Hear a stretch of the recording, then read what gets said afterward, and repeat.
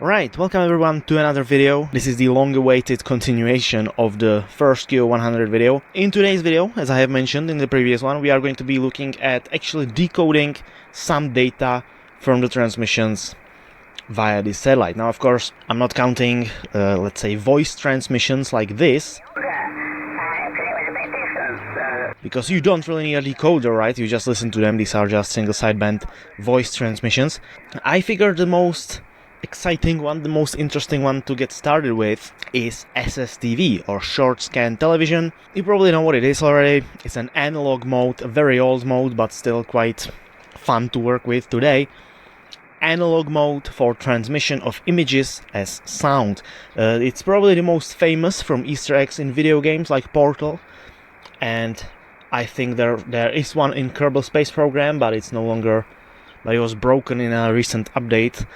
But you may or may not be surprised that SSTV is very actively still used by amateur radio operators to this day. Not only on QO100, but on all bands.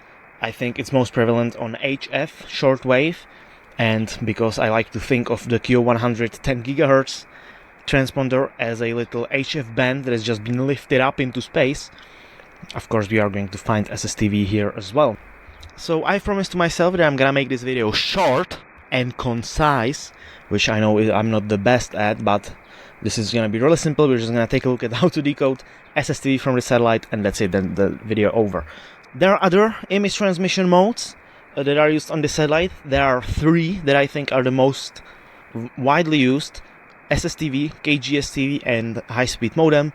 Maybe we are gonna be taking a look at the other ones, but I just wanted to start with SSTV. There are a few things that you are going to have to install in order to decode SSTV. Well, there are two things in this case. The first one you may be already able to see on screen here, over here. You can see that instead of a standard speaker output, I have something called cable B input selected. This is a virtual audio device that has been added by the VB Audio virtual audio cable driver. I don't want to say that you have to install the VB Audio virtual cable driver, because I'm sure there are other options on Windows as well, but this generally is what has been used the most often because it is free and it just works, right? There's going to be a link in the description. I'm not gonna be showing you the installation here because I kinda don't want to uninstall it just to show the installation, because doing that with drivers on Windows scares me a little bit, but it's just an installer, right? You can figure it out. I think the free one by default will give you two virtual cables, cable A and cable B. Then you can pay to get CD, and I think this is from a different plugin.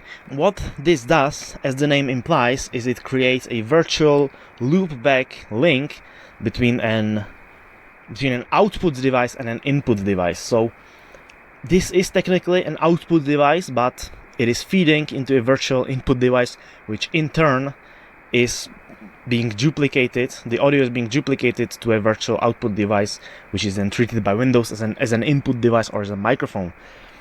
The reason this is required is that decoding things from audio like this, right? If you are, let's say, FT8, you can now hear the audio from your SDR software, but you have to do something with the audio, right? You have to get the audio to a different piece of software, which would act as the demodulator or as the modem.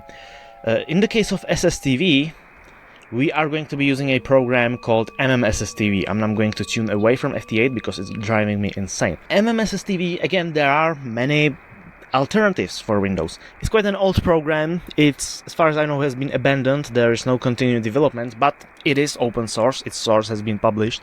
It's in some weird language, or at least in some weird file format, but you know, it's out there, so maybe someone can pick it up or make a decoder based on MMSSTV.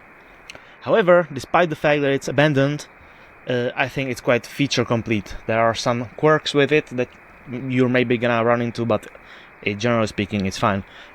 Ignore this one, okay? Again, there's gonna be a link to both the virtual audio cable driver and MMSSTV in the description. Opening MMSSTV for the first time is going to prompt you for your call sign. You are going to be using MMSSTV for reception only, so you don't have to put one in. I am going to put one in because I use it for transmit as well. And in fact, MMSSTV is how I have made already some SSTV contacts over the QO100 satellite. What you will notice in MMSSTV is this like spectrogram. Don't look at this, don't look at that.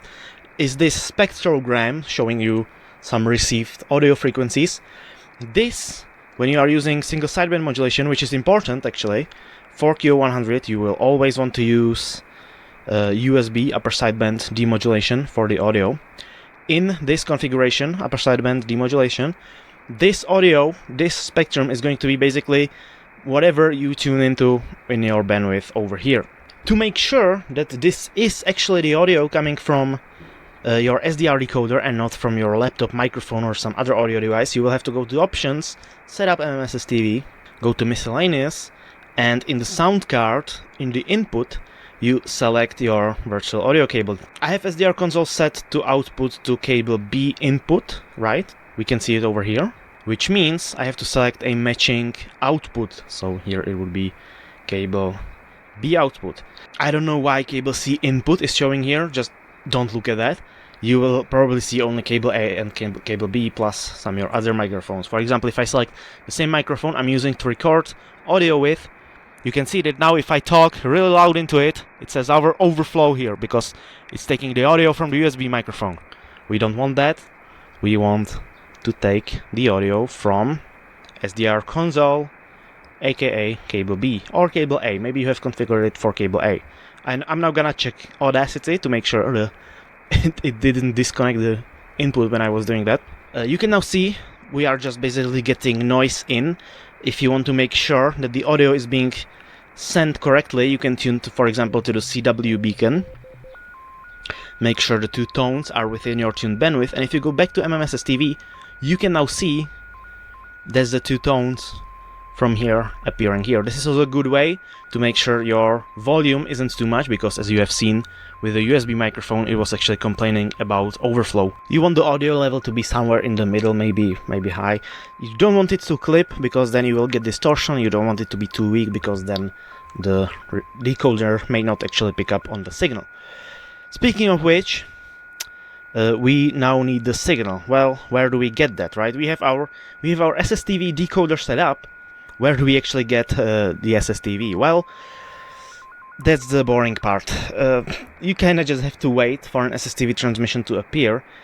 There are some frequencies on QO100 that are frequently used for SSTV. I believe 10,489.625 is the commonly used like image mode frequency. You will see KGSTV, which is the digital image transmission mode.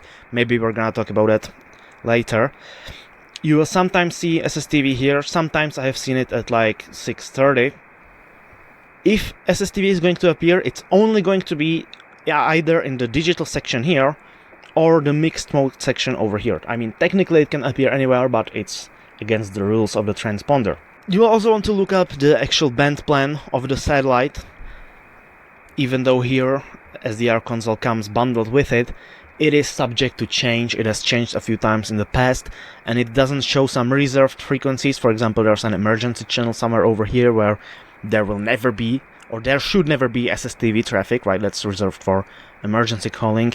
There's some broadcast reservations there. But beyond that, there aren't really any fixed frequencies. As I said, 0.625 generally seems to be like the SSTV or KGSTV calling frequency. So what you will want to do at this point, if you don't want to just wait and skim the transponder, which I mean you can do, right? See, maybe a signal appears. You can just leave your decoder here, make sure it's frequency locked, because SSTV is actually frequency modulated. As you can see, we have decoded an image here.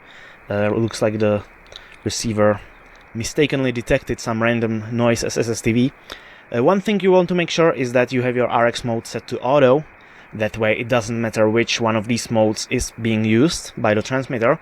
It may not look like many modes supported here, but this is only like your favorites, like your hotkeys. If you right click any one of these, it shows you the full list of modes that MMSSTV is actually supporting, but that only matters for transmission. For reception you can just leave it at auto. If it decodes anything, it will save it to your history here. You can see here it mistakenly decoded robot 75 mode SSTV. This is going to happen sometimes. It's analog, you have to kind of deal with that. One quick tip before we get to an example. What I have noticed in SDR console, now this is probably not going to affect you at all, but in my case, when I was actually using a transmitter, when I was actually making SSTV contacts over the satellite, the CPU of this laptop was getting really overloaded, or at least one of the cores that was needed to do multitasking wasn't really up to it, and I was often getting desyncs. The audio was skipping, which directly resulted in the images being bad. What I have figured out is that if you go to Tools and Options, and in Audio Playback and Buffering, you can increase all of these buffers and enable this one, which, as you can see, is specifically made for virtual audio cable. What this does is it gives a longer buffer, well, it's self-explanatory, right, between the signal coming in and the demodulated audio coming out of SDR console. This does introduce some delay to the audio, but you don't care about that at all for reception, and you especially don't care about that for SSTV. In fact, this can help. So if it is about to skip an audio sample, it can kind of just, buffer it out. It's a buffer, right?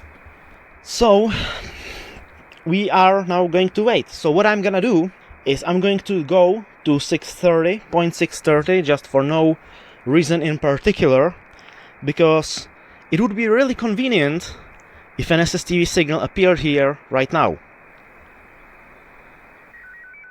Oh wow, the timing.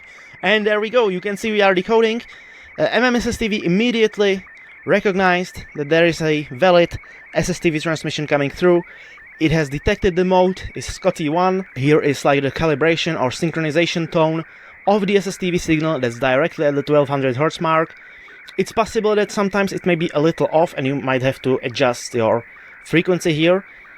Our receiver is frequency locked to the beacon, but that may not be the case for all the people transmitting. We can see that this person, huge shout out to them for actually helping me make this video and doing this SSTV transmission, because it was planned. I mean, the timing wasn't, but that was great. He is clearly also using a very stable transmitter, because he said he's gonna be at 0.630. I tuned to 0.630 and look at that. We are bang on the synchronization tone line, whatever here, and we are decoding an image. Now, SSTV, it's, as the name implies, slow scan television. It is quite slow. There are some modes, black and white modes, that only take 8 to 16 seconds, but the shorter it is, the worse the image quality is. I think, especially on QO100, the Scotty modes are used the most often. This is not a CQ. It sure isn't. As you can see, there was the end tone. And now the image should be saved in our history, and there we go. We now have an image decoded. I think you can set how many images you actually want to store in memory. History max, you can set it to 256. Before it's like a circular buffer, I think, but if you want to make sure you don't lose this image, you can go and copy it, save to file, or I think you can go directly to the folder, but it should be saved in the exact same directory as the MMSSTV executable. Actually, we can go there. There it is, the history folder, and as you can see, here is our noise and here is our actual image saved. But yeah, that's it. That's how you decode SSTV. So what should I talk about? Some tips and tricks. I mentioned the buffer in case you have some like audio dropouts. I mentioned the volume needs to be set to make sure it doesn't overload it. This has been a perfect example of a perfect quality reception, basically, because we get no screen tearing, no anything. What can happen is, as I mentioned, if the transmitter isn't perfectly frequency stable, for example, when I was transmitting with my HEC RF without a TCXO, and even with it, it's not perfectly stable, it can drift a little bit. Now I was like manually wrangling the frequency, making sure I stay correctly there, but sometimes the transmitter frequency may drift a little bit, sometimes your receive frequency may drift a little bit. Even though we are using the geostationary satellite beacon plugin, if you are using an LNB that's like really low quality and that drifts a lot, well, first of all, you should just buy a new one. They are really cheap. PL LNBs brand new are really cheap nowadays, but it can happen that, the frequency drifts a little bit, it skips a line, and then you get like massive image tearing. You can fix it a little bit in GIMP or Photoshop, but some data, due to the nature of SSTV and the fact that MMSSTV doesn't preserve like the raw, non-composited image. Some data can be lost there. I can show you actually some examples of images that I have received myself before, where we had some screen tearing. Actually, why am I saying it like this? We can go into the history. No, not here, but as you can see, I have some MMSSTV direct. I don't know what this means. Some MMSSTV directories backed up here. And if we go there, hopefully there's nothing incriminating. I want to give you an example of this, for example. Look at that. You can hear my laptop is struggling. We are now getting some audio dropouts.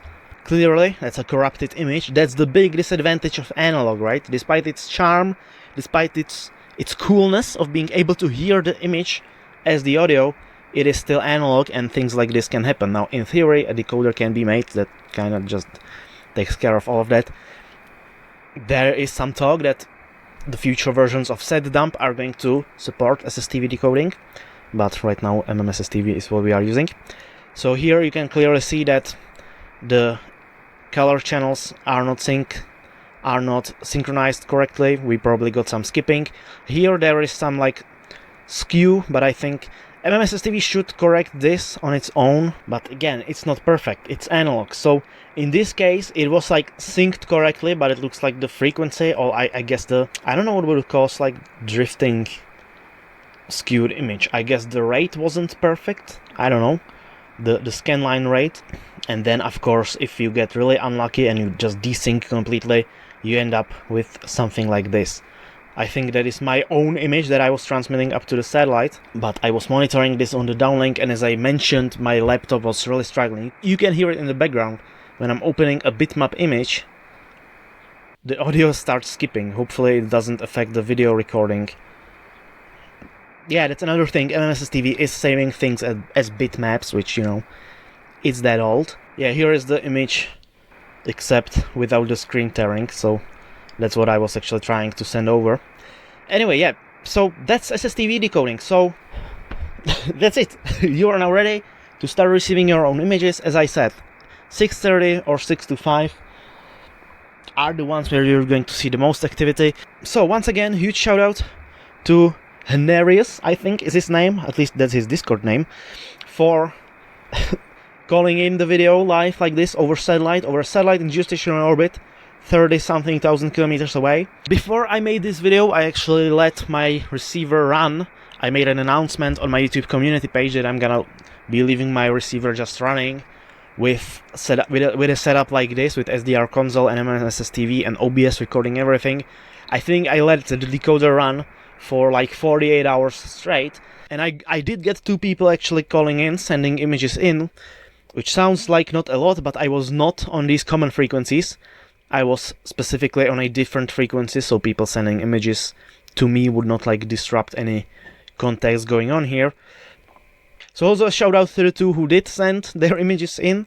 I was able to receive them. There was some noise a little bit, but it wasn't that bad. And that's gonna be it for the SSTV video. In a future video about QO100, we are probably going to be taking a look at some other modes of data transmission, let's say. I kind of wanted to cover KGSTV in the same video as this, but I have some things to say about that, and I thought it would be better if I just leave it for its own video.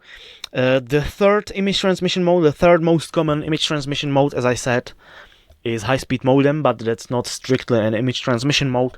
That's a multi-purpose mode that sends a lot of other data. We can actually see, hold on, we can actually see an HS modem transmission happening right here. That's what the multimedia beacon is using here, and you can see, just by looking at it in this window, please, that high-speed modem has specifically been designed for QO100 to fully utilize the bandwidth of a single SSB channel, to maximize its like data throughput, to get as much data through in the same bandwidth as possible, which is like the polar opposite of SSTV. So I think that would deserve its own video, but that's gonna be it for today. The next video on this channel is either going to be about CBPMR and or a follow-up on the radio telescope, because I have some exciting news. I personally believe I have some exciting developments to show you, so stay tuned for that. For now, thank you for watching. Subscribe if you want to see more, unsubscribe if you don't want to see more ever again, and I'll see you in the next video, whatever that's going to end up being.